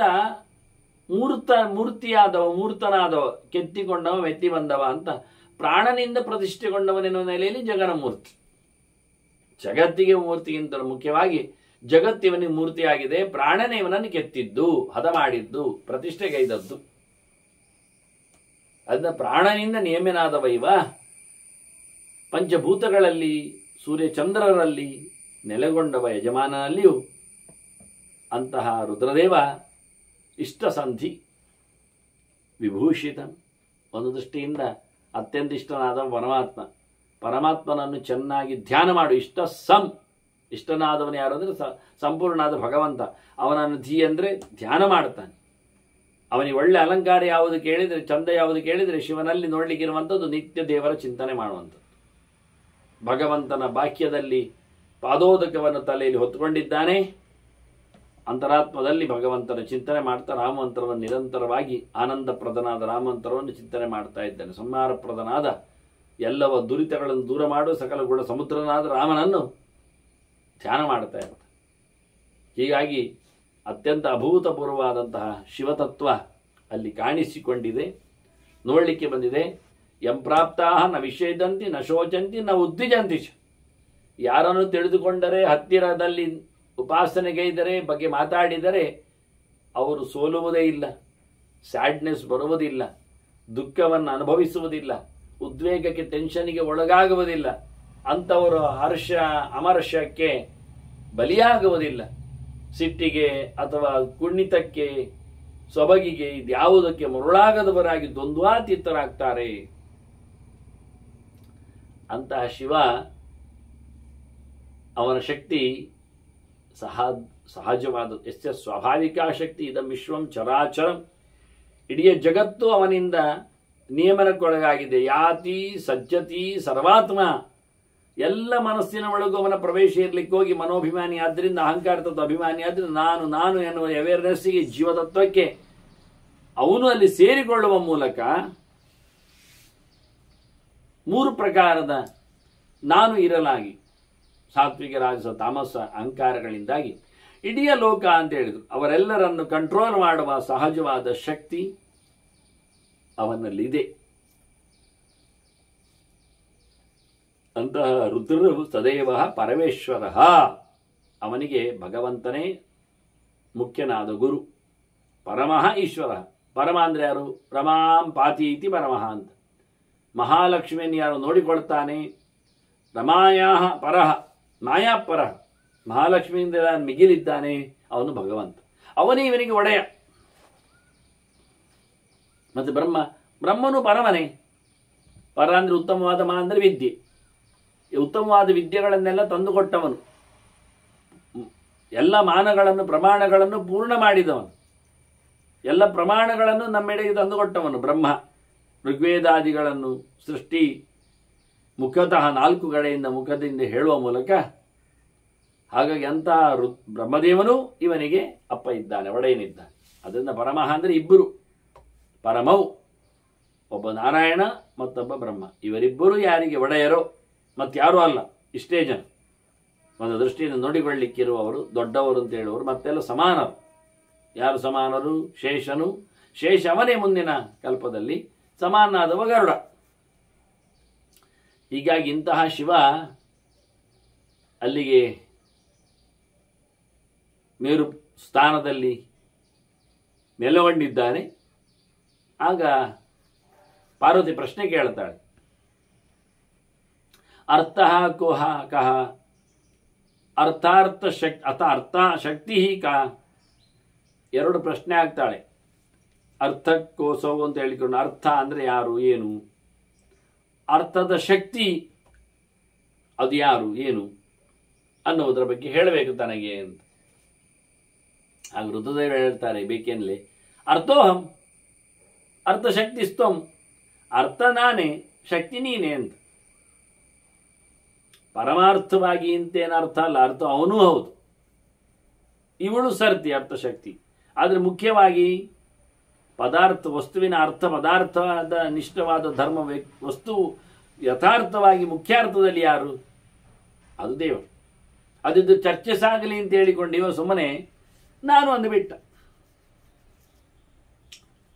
ನಾನು ಅಲ್ಲಿ ಅಹಂ ಶಬ್ದದಿಂದ ಅಹೇಯತ್ವ ಅಂತ ಹೇಳುವ ಮೂಲಕ ಬಿಟ್ಟಿಲ್ಲದ ಸಂಗತಿ ಭಗವಂತ ಎನ್ನುವ ಅರ್ಥ ಬರಬಾರದು ಅಂತಲ್ಲ. ಆದರೆ ನೀನು ಅಂತ ಹೇಳುವ ಮೂಲಕ ಅದರಲ್ಲಿ ಭಗವಂತನ ವ್ಯಾಪ್ತಿಯನ್ನು ಉಲ್ಲೇಖ ಮಾಡಲಿಕ್ಕೆ ಬರ್ತದೆ. ಆದರೂ ಸಹಜವಾಗಿ ಕೇಳುಗರಿಗೆ ಅರ್ಥ ಆಗುವ ಹಾಗೆ ಅದು ನಾನು, ಅದು ನೀನು ಅಂತ ಅರ್ಥ, ನಾನು ಶಕ್ತಿ ನೀನು ಅಂದುಬಿಟ್ಟ. ಅಷ್ಟರಲ್ಲಿ ನಿಲ್ಲಿಸದೆ ಭೋಕ್ತಾ ಅಹಂ ಭೋಜ್ಯಮೇ ಮಚ ಅಂತಾನೆ. ನಾನು ಭೋಕ್ತೃ, ನೀನು ಭೋಜ್ಯ, ನೀನು ತಿನ್ಲಿಕ್ಕಿರುವ ವಸ್ತು, ನಾನು ತಿನ್ನುವವ. ಅದು ಸರಿ, ತಿಂತಾನೆ ಅವಳನ್ನು, ಇಲ್ಲೇನಲ್ಲ. ಮತ್ತೆ ರೂಪಂ ವಿದ್ಯೆ ಮಹಾಭಾಗಿ, ಇದರಲ್ಲಿ ನಮ್ಮದು ರೂಪವನ್ನು ನೋಡ್ಲಿಕ್ಕೆ ಹೋದರೆ, ಚಿಂತನೆ ಮಾಡ್ಲಿಕ್ಕೆ ಹೋದರೆ, ಪ್ರಕೃತಿಸ್ತ್ವಂ ಪರವಹ್ಯಹಂ, ನೀನು ಪ್ರಕೃತಿ, ನಾನು ಪುರುಷ. ಪುರುಷ ಅಂತ ಹೇಳೋದಕ್ಕಿಂತ ಪರ ಅಂದ, ಅದಕ್ಕೆ ಮಿಗಿಲು ಅಂದ ಆಗ್ಬೋದು. ಅವಳ ಪ್ರಕೃತಿಯಿಂದ ಮಿಗಿಲು ಎನ್ನುವುದು ಸತ್ಯ, ಪೂರ ಮಿಗಿಲು ಎನ್ನುವಲ್ಲ ಅವನು. ಅಂದರೆ ಈ ಶಬ್ದಗಳು ಬೇಕೆಂದಲೇ ಬೇರೆ ಅರ್ಥವನ್ನು ಹೊರಡಿಸಲು ಸಹಾಯ ಆಗುವ ಹಾಗೆ ಬಂದಿದೆ. ಆದ್ದರಿಂದ ಇದು ಸಣ್ಣ ಅರ್ಥದ ಮಟ್ಟಿಗೆ ಅವನು ಮಾತಾಡಿದ್ದು ವಾಸ್ತವವಾಗಿ ನೋಡ್ಲಿಕ್ಕೆ ಹೋದರೆ. ಮತ್ತು ಮುಂದುವರಿಸಿದ, ಅಹಂ ವಿಷ್ಣು ಅಹಂ ಬ್ರಹ್ಮ ಅಹಂ ಯಜ್ಞ ತಥೈವಚ ಅಂತಾನೆ. ವಿಷ್ಣು ನಾನೇ ಅಂತಾನೆ. ಈಗ ಗೊತ್ತಾಯ್ತು ನಮಗೆ ನಾನು ಅಂದ್ರೆ ಏನು ಅಂತ. ನನ್ನೊಳಗಿರತಕ್ಕಂಥ ಶಕ್ತಿ ಅದು ಭಗವಂತನದ್ದು, ಒಳಗಿರುವವನು ಬ್ರಹ್ಮನ ಶಕ್ತಿ ಇದೆ ಅಂತ ಅರ್ಥ ಆಗಲಿಕ್ಕೋಸ್ಕರ ಹೇಳ್ತಾ ಬಂದದ್ದವ. ಅದು ನಾನೇ, ಅದು ನಾನೇ ಅಂತ. ಮಾಡಿಸುವ ಕೆಲಸವು ನನ್ನ ಕೈಯಲ್ಲಿರ್ಲಿಕ್ಕೆ ಹೋಗಿ ಯಜ್ಞವು ನಾನೇ ಇದ್ದೇನೆ, ಆರಾಧ್ಯನೇ ಇರುವುದರಿಂದ ಹೇಳಿದ. ಅವಯೋರ್ ನಜವೇದೋಸ್ತಿ ಪರಮಾರ್ಥಸ್ತು ಪರಮಾರ್ಥ ತಥೋ ಭವೇತ್, ಪರಮಾರ್ಥ ತಥೋ ಅಬಲೆ. ನಮ್ಮಿಬ್ಬರಲ್ಲಿ ಭೇದ ಇಲ್ಲ. ಈಗ ಅರ್ಥದಲ್ಲಿ ಅರ್ಥಶಕ್ತಿಗೆ ಭೇದ ಇರಬಾರ್ದ? ಇರಬೇಕಲ್ಲ. ಅರ್ಥ ಬೇರೆ ಅದರ ಶಕ್ತಿ ಬೇರೆ ಅಂತ ಹಾಗೆ ಹೇಳಿದ. ನಮ್ಮಿಬ್ಬರಲ್ಲಿ ಭೇದ ಇಲ್ಲ, ನಾವು ಒಬ್ಬರೇ ಇದ್ದೇವೆ. ಪರಮಾರ್ಥ ತಥಾ ಅಬಲೆ. ಮತ್ತೆ ಅಬಲೆ ಕರೀತಾನೆ, ಒಯ್ ಹುಡುಗಿ, ಪರಮಾರ್ಥ ತತಃ, ಅದಕ್ಕಿಂತ ಬೇರೆ ಪರಮಾದ ಅರ್ಥ ಉಂಟೆ, ಅದು ಪರಮಂ ಪ್ರತಿ. ಪರಮಾತ್ಮನನ್ನು ಇಷ್ಟ ಇಟ್ಟುಕೊಂಡು ಪರಮಾರ್ಥ, ಮುಖ್ಯವಾದ ಅರ್ಥ ಯಾವುದು? ಮಾರ್ಥ, ಪ್ರಾಮಾಣಿಕ ಅರ್ಥ, ಅದು ಮುಖ್ಯವಾಗಿ ಭಗವಂತನೇ. ಆದರೆ ಮೇಲ್ನೋಟಕ್ಕೆ ಹೇಳೋದಾಗಿ ಹೇಳಿಕೊಂಡವ ಅಷ್ಟು ಹೇಳಿಬಿಟ್ಟಿದ್ದಾನೆ. ಮತ್ತೆ ತಥಾಪಿ ವಿದ್ಮಸ್ತೆ ಭೇದಂ, ಆದರೂ ನಮ್ಮಿಬ್ಬರಲ್ಲಿ ಭೇದ ಎಲ್ಲಿ ಹೇಳಿದೆ? ಆದರೂ ಭೇದ ಉಂಟು, ನಾನು ಬೇರೆ ನೀವು ಬೇರೆ ಅಂತ ಆಗ್ತದೆ. ಆಗ ಅವಳು ಹೇಳ್ತಾಳೆ, ಅಧಿಕಂ, ಇನ್ನೂ ಸ್ವಲ್ಪ ಜಾಸ್ತಿ ಹೇಳು, ಅಧಿಕಂ ವದ ಹಿ ಏತಯೋ, ಇದೆರಡು ಸಂಗತಿಗಳ ಬಗ್ಗೆ, ಅರ್ಥ ಮತ್ತು ಅರ್ಥಶಕ್ತಿಯ ಬಗ್ಗೆ ಮತ್ತಷ್ಟು ನೀನು ಪ್ರವಚನ ಮಾಡಬೇಕು, ಕೇಳಿಸ್ಬೇಕು ನನಗೆ ಅಂತ. ಆ ಹೊತ್ತಿನಲ್ಲಿ ಏನಾಯ್ತು ಕೇಳಿದರೆ, ಒಂದು ಶಬ್ದ ಬಂತು. ತದಂತರೆ ಭೀಷ್ಮರು ಹೇಳ್ತಾರೆ, ಇವರಿಬ್ಬರು ಮಾತಾಡ್ತಾ ಇರುವಾಗಲೇ ಸ್ಥಿತೋ ವಿದ್ವಾನ್ ವಸುರೂಪಃ ಮಹಾಮುನಿ, ದೊಡ್ಡ ಸಂಪತ್ತಿನ ಮುದ್ದೇವ. ಜ್ಞಾನ ಸಂಪತ್ತೆ, ವಿದ್ಯಾ ಸಂಪತ್ತೆ, ತಪಸ್ಸಂಪತ್ತೆ ದೊಡ್ಡದಲ್ವ. ಹಾಗಾಗಿ ಬೆಂಕಿಯಾಗೆ ಮಿರಿಮಿರಿ ಮಿಂಚುವವನು ಒಬ್ಬನದ್ದು ವಾಯಿಸಿ ಕೇಳಿತು ಈ ನಡುವೆ. ಅವನು ಮಾತಾಡಿದ್ದವ ಜೈಗೀಷವ್ಯನೇ. ಜೈಗೀಷವ್ಯ ಸ್ಮಯನ್ ಪ್ರಾಹ. ಅವನು ಗಟ್ಟಿ ಬೊಬ್ಬೆ ಹಾಕಿ ಹೇಳಿದ, ಗಟ್ಟಿ ಹೇಳಿದ, ನೆಗಾಡಿಕೊಂಡು ಹೇಳ್ತಾನವ. ಅರ್ಥ ಇತ್ಯೇವ ನಾದಯನ್, ಅರ್ಥ ಅಂದ್ರೆ ಏನು ಗೊತ್ತುಂಟ ಅಂತ ಕೂಗ್ತಾ ಇದ್ದಾನಂತೆ. ಏನು ಅವನು ಹೇಳುವಾಗ ಬಹಳ ಅದ್ದೂರಿಯಾಗಿ ಹೇಳ್ತಾ ಇದ್ದಾನೆ, ಶ್ರೇಷ್ಠ ಅನ್ಯ ಅಸ್ಮಾತ್, ಇವನಿಗಿಂತ ಬೇರೆ ಯಾದವ ದೊಡ್ಡ. ಅರ್ಥ ನಾನು ಅಂತ ಹೇಳಿಕೊಂಡಲ್ಲ ಶಿವ, ಅದಕ್ಕೆ ಇವನು ಉಲ್ಟ ಮಾತಾಡಿದ. ಶ್ರೇಷ್ಠವನ್ಯ ಅಸ್ಮಾತ್, ಇವನಿಂದ ಬೇರೆ ಇದ್ದಾನಲ್ಲ ದೊಡ್ಡವ, ಅವನು ಅರ್ಥ. ಗೊತ್ತಾಯ್ತಾ? ಮತ್ತೆ ಶಕ್ತಿ ಯಾವುದು? ಮಹಿಪಿಂಡ ತಲ್ಲೀನ ಶಕ್ತಿ ಆಪರ. ಅದು ಶಕ್ತಿ ನೀನು ಅಲ್ಲ, ಅವನಲ್ಲ, ಇವನೊಳ್ಳೆ ಹೇಳಲಿಲ್ಲ, ಇವನು ಗಟ್ಟಿಯಾಗಿ ಹೇಳಿದ್ದು. ನಿಜವಾಗಿ ಅರ್ಥ ಯಾರಾದ್ರೆ ಅಂತ ನಾರಾಯಣ, ಅದಕ್ಕೆ ಶಕ್ತಿ, ಅರ್ಥಶಕ್ತಿ ಯಾರಾದ್ರೆ ಲಕ್ಷ್ಮಿಯಿಂದ ತಲ್ಲೀನ, ಅವನಲ್ಲಿ ಲೀನಗೊಳ್ಳುವವಳು. ಅದು ಹೇಗಿರ್ತದೆ? ಮಹಿಪಿಂಡ, ಇಡೀ ಜಗತ್ತಿನ ರೂಪದಲ್ಲಿದ್ದಾಳೆ ಅವಳು, ಅದರ ಅಭಿಮಾನಿನಿಯಾಗಿದ್ದಾಳೆ. ಅವಳು ಭಗವಂತನಲ್ಲಿ ಯಾವತ್ತು ತಲ್ಲೀನಳು, ಪರಮಾತ್ಮನಿಂದಲೇ ಪ್ರತ್ಯೇಕವಾಗಿದ್ದು ಚಿಂತನೆ ಮಾಡುವವಳು, ಪರಮಾತ್ಮನನ್ನು ಅತ್ಯಂತ ಎತ್ತರದಲ್ಲಿ ನೋಡುವವಳು, ಪರಮಾತ್ಮನೇ ಪರ ಅಂತ ಹೇಳುವವಳು. ಅಹ ಪರ, ಆಹ ಪರಹ ಯಸ್ಯ ಅಂತ. ಮತ್ತೆ ಆಪರ, ಆಪಹ ಅಂದರೆ ಎಲ್ಲ ಕಡೆಯಲ್ಲಿ ರಕ್ಷಣೆ ಮಾಡುವವರು ಬ್ರಹ್ಮಾದಿ ದೇವತೆಗಳು ಅಂತ, ಅವರನ್ನೆಲ್ಲ ರಮಿಸಿದವಳು. ಮತ್ತ ಸರ್ವಂ ಪ್ರವರ್ತತೆ ಅಂತ ಇಡೀ ಜಗತ್ತನ್ನು ಸೃಷ್ಟಿ ಮಾಡಿದ್ದವಳು. ಮಮಯೋನಿ ರಪ್ಸ್ವ ಅಂತ ಸಮುದ್ರೆ ಅಂತ ಹೇಳಿಕೊಂಡಿದ್ದಾಳು. ಅಂಶುವೆ ಪಿತರಂ ಅಸ್ಯ ಮೂರ್ಧನ್ ಅಂತ. ಹೀಗಾಗಿ ಅಂಥವಳು ಶಕ್ತಿಯಾಗಿದ್ದಾಳೆ. ಅವಳು ಮುದ್ರಿಗಾದಿ ವಿಶೇಷೇಣ ವಿಸ್ತೃತ. ಅವಳು ಭಗವಂತನ ಹಾರ, ನೂಪುರ, ಕೆಯೂರ, ಕಂಕಣಾದಿಗಳಾಗಿ ನಿಂತಿದ್ದಾಳೆ. ಭಗವಂತನ ಆಭರಣ ರೂಪಗಳಲ್ಲಿ ಮೈಯನ್ನು ಅಲಂಕರಿಸಿದ್ದಾಳೆ. ಹಾಗಾಗಿ ಹಾಗೆ ಇರುವವಳು, ಅಪ್ರಾಕೃತಲಾದವಳು ಅವಳೇ. ಸಮೃದ್ಧಿ ಇತ್ತೀಚೆ ಅವಳು ಭಗವಂತನಿಂದ ಚೆನ್ನಾಗಿ ಹೊತ್ತಲ್ಪಟ್ಟಿದ್ದಾಳೆ. ಸಮುದ್ರ ಭಗವಂತ ಅಲ್ವಾ, ಅಕೆ ಪ್ರವಿಸಂಭೂಮಸಕಃ ವಿಷ್ಣುವಾಚಕ ಅಂತ. ಆದ್ರಿಂದ ಸಂಭೃತ, ಪರಮಾತ್ಮನಿಂದ ಹೊತ್ತಲ್ಪಟ್ಟಿದ್ದಾಳೆ. ಅವನು ಎದೆಯಲ್ಲೇ ಹೊತ್ತುಕೊಂಡಿದ್ದಾನೆ, ಶ್ರೀವತ್ಸನಾಗಿದ್ದಾನವ. ಆರೂಢನ್ ಜಗದಂಬೆಯ ಸೊಂಟದಲ್ಲಿ ಹೊತ್ತುಕೊಂಡಿದ್ದಾನೆ. ಪಾದಮೂಲದಲ್ಲಿ ಅವಳನ್ನು ಆಶ್ರಯ ಪಡೆಯುವಂತೆ ಮಾಡಿದ್ದಾನೆ. ಹೀಗೆ ಅಪೂರ್ವಾನಂದ ರೂಪ ತ್ರಯಗಳಿಂದ ಆಕೆ ಭಗವಂತನ ಹತ್ತಿರದಲ್ಲಿ ಸೇವೆ ಮಾಡೋದನ್ನು ಚಿಂತನೆ ಮಾಡಿದ್ಲು ಅವಳು ವಾಸ್ತವವಾಗಿ. ಅದನ್ನು ಇಲ್ಲಿ ಹೇಳ್ತಾನೆ, ಜೈಗೀಷವೇ ಹೇಳ್ತಾನೆ, ಹೇಳಿಕೊಂಡು ಬಹಳ ಬೊಬ್ಬೆ ಆಗ್ತಾ, ಶಕ್ತಿ ಯಾರು, ಅರ್ಥ ಯಾರು ಅಂತ. ಇವಳು ಮಧ್ಯದಲ್ಲಿ ಮಾತಾಡಿದ್ದು ಕೇಳಿ ಎದುರುಗಾಣುವುದಿಲ್ಲ, ಶಬ್ದ ಕೇಳ್ತದೆ, ಕೋಸವು ಯಾರದು ಅಂತ ಹೇಳಿ ಬೊಬ್ಬೆ ಆಗ್ತಾ ಇದ್ದಾಳೆ. ಶಿವನ ಹತ್ರ ಕೇಳ್ತಾರೆ, ಯಾರದು? ಶಿವ ಹೇಳ್ತಾನೆ, ಜೈಗೀಷವ್ಯ ಭಕ್ತೋ ಮಮ ಸಖಾಚೈವ ಶಿಷ್ಯಶ್ಚಾತ್ರ ಮಹಾಮುನಿ. ಅವನು ನನ್ನವನೇ, ನನ್ನ ಭಕ್ತ, ನನ್ನ ಶಿಷ್ಯ, ನನ್ನ ಗೆಳೆಯ ಅಂತಾನೆ. ಭಾರಿ ಭಾರಿ ಚಿಂತನೆ ಮಾತ್ರ ಅವನದ್ದು. ಹಾಗಾಗಿ ಅವನು ಒಳ್ಳೆ ಚಿಂತನೆ ಮಾಡಿದ್ರಿಂದ ಈಗ ಉತ್ತರ ಕೊಟ್ಟದ್ದು ಹೀಗೆ, ಯಾಕೆ ಅವನು ಬಿಡುವುದಿಲ್ಲ ಅನ್ನೋ ನೆಲೆಯಲ್ಲಿ. ಇವಳು ಹೇಳ್ತಾಳೆ, ಎಂಥದ್ದು ಮಧ್ಯೆಯಲ್ಲಿ ಮಾತಾಡೋದು, ನನ್ನ ನ್ಯಾಯಂ ತೇನ ವೈಕೃತ. ಅವನು ನಮಗೆ ನ್ಯಾಯ ಒದಗಿಸಿಕೊಟ್ಟಿಲ್ಲ ಮಧ್ಯೆಯಲ್ಲಿ ಮಾತಾಡ್ಲಿಕ್ಕೆ ಹೋಗಿ. ವಿಕೃತಾಹಂ ತ್ವಯಾದೇವ ಮುನಿನಾಚ ತಥಾಕೃತ. ಮಧ್ಯೆಯಲ್ಲಿ ನನಗೆ ಬಾಯಿ ಕಟ್ಟಿತ್ತಲ್ಲ, ನೀನು ಹಾಗೆ ಒಪ್ಪಿಕೊಂಡೆ, ಅವನು ಹಾಗೆ ಹೇಳಿಬಿಟ್ಟ. ನಿನ್ನಿಂದಾಗಿ ಅವನಿಂದಾಗಿ ನನಗೆ ಮಧ್ಯೆಯಲ್ಲಿ ನಿಂತೋಯ್ದು. ನತಶ್ರುತಂ, ಅವನು ಹೇಳಿ ಸರಿ ಅರ್ಥ ಆಗಲಿಲ್ಲ, ಕೇಳಲಿಲ್ಲ. ಎಂಥದ್ದು? ರುದ್ರರು ಹೇಳ್ತಾರೆ, ಅವನು ನಿರಪೇಕ್ಷ ಮುನಿರ್ಯೋಗಿ ಮಾಮಪಾಶ್ಚಿತ್ಯ ಸಂಸ್ಥಿತ. ಅವನು ಯಾವುದರ ಅಪೇಕ್ಷೆ ಇಲ್ಲದವ, ಮಹಾಮುನಿ ಇದ್ದಾನೆ, ಯೋಗಿ ಇದ್ದಾನೆ. ಅವನ ಯೋಗದ ಕಥೆ ಅರ್ಥ ಆಗುವುದಿಲ್ಲ. ನನ್ನನ್ನೇ ಉಪಾಸನೆ ಮಾಡಿ ಅವನು ಗಟ್ಟಿಯಾದದ್ದು, ದೇವರ ಹತ್ತಿರ ನಿಂತದ್ದು, ನನ್ನ ಉಪಾಸನೆ ಮಾಡಿ ದೇವರ ಅನುಗ್ರಹಕ್ಕೆ ಪಾತ್ರನಾದದವ. ಈ ಲೋಕದಲ್ಲಿ ಏನು ಒಪ್ಪುವುದಿಲ್ಲ. ನಿರ್ದ್ವಂದ್ವ ಸತತಂ ಧೀಮಾನ್, ಯಾವತ್ತು ನೋಡಿದ್ರು ದ್ವಂದ್ವಾತೀತನಾಗಿ ಇರುವವನು. ಸಮರೂಪ ಸ್ವಭಾವದೃತ್, ಅವನ ಸ್ವಭಾವ ಸಮಾನವಾಗಿರುತ್ತದೆ, ಏರುಪೇರಿಗೆ ಹೋಗುವುದೇ ಇಲ್ಲ. ಸಹಜವಾದ ಸಮವಾದಂಥ ಸ್ವಭಾವವನ್ನು ಹೊತ್ತುಕೊಂಡು ತಿರುಗ್ತಾ ಇದ್ದಾನೆ. ಯಾರ ಮೇಲೂ ಕೋಪಿಸುವುದಾಗಲಿ, ಎಲ್ಲಿ ಮೇಲೆ ನೆಗಾಡೋದಾಗಲಿ ಏನಿಲ್ಲ. ಸೈದ್ಧಾಂತಿಕವಾದ ನೆಲೆ. ಅದರಿಂದ ತಸ್ಮಾ ಕ್ಷಮಸ್ವದಂ ದೇವಿ ರಕ್ಷಿತವ್ಯಸ್ತಯಾಚ ಸಹ, ಅವನನ್ನು ನೀನು ಶಾಪ ಹಾಕಿ ನೀನು ಹಾಳು ಮಾಡಬೇಡ, ರಕ್ಷಣೆ ಮಾಡು, ಸಹಿಸಿ ಬಿಡು, ಕ್ಷಮಿಸಿ ಬಿಡು ಅವನನ್ನು ಅಂತ ಹೇಳ್ತಾನೆ. ಹಾಗೆ ಇವಳು ಅವನು ಯಾವುದರಲ್ಲೂ ಇಲ್ಲ ನಿರಪೇಕ್ಷ ಆಗಿ ಕೇಳಿದಾಗ ಶಿವೆ ಕೇಳ್ತಾಳೆ, ನಾನು ನೋಡ್ಬೇಕು ಅವನನ್ನು. ಹಾಗಾದ್ರೆ ಇವ ಎಂತ ಗಟ್ಟಿ ಬೊಬ್ಬೆ ಹಾಕಿ ಓಡಿಬಿಟ್ಟಿದ್ದಾನವ, ಅಲ್ಲಿಲ್ಲ. ಆದ್ರಿಂದ ಮುನೇರ್ತಸ್ಯ ಮಹಾತ್ಮನಃ ನಿರಾಶತ್ವಮಹಂ ದ್ರಷ್ಟಂ ಇಚ್ಛಾಮಿ ಅಂತಗನಾಶನ.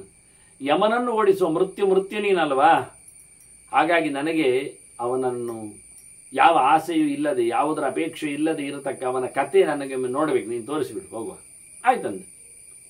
ತಾನು ದೇವಿ ವೃಷಂ ಆರೋಹ್ಯ ಸತ್ವರಂ, ಎತ್ತಿನ ಮೇಲೆ ಹಾಕೊಂಡ ಹೊರಟ. ಶಿವ ಅಜರ ಅಮರ ಶುದ್ಧಾತ್ಮ ಯತ್ರಾಸ್ತೆ ಸ ಮಹಾಮುನಿ. ಅಜರ ಅಮರ ಶುದ್ಧಾತ್ಮ, ಯಾರು ನಿಜವಾಗಿ ಅಜರ? ಶಿವನಿಗೆ ಮುದಿತನ ಬರೋದಿಲ್ವ? ಅಮರ ಯಾರು? ಶಿವ ಅಮರನಾಗ್ತಾನ, ಸಾಯುವುದಿಲ್ವ?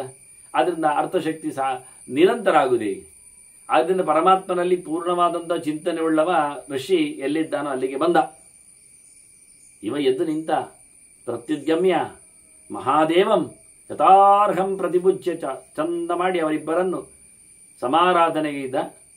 ಮತ್ತೆ ಇಂದಿನ ಹಾಗೆ ಅವು ಬರುವಾಗ ಏನು ಮಾಡ್ತಿದ್ದ ಅಂದರೆ, ಒಂದು ಬಟ್ಟೆ ಹೊಲಿತಾ ಇದ್ದ ಅವನಿಗೆ ಸುತ್ತಿಕೊಳ್ಳಿಕ್ಕೆ.